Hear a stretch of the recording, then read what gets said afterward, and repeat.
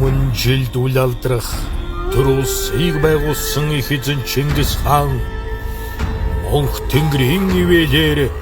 цагийг эзэгнсэн их эзэн Чингис хаан алтан бие анвалж авасал чатугай ах өтөр минь бүү алдар тугай хэмээн зарлиг буулгасан билээ.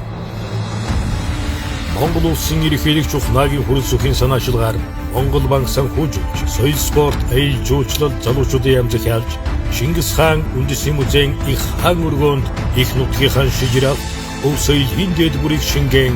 эзэн их хааныхаа хөргийг урлагийн голомт Итали улсын Флоренц хотноо хийлгэн Монгол түмний их бахархал хүндлэлийн шүтэн болгон залж байна. Их эзэн Чингис хааны ах өтрийн голомт алтан биеийг алдаршуулсан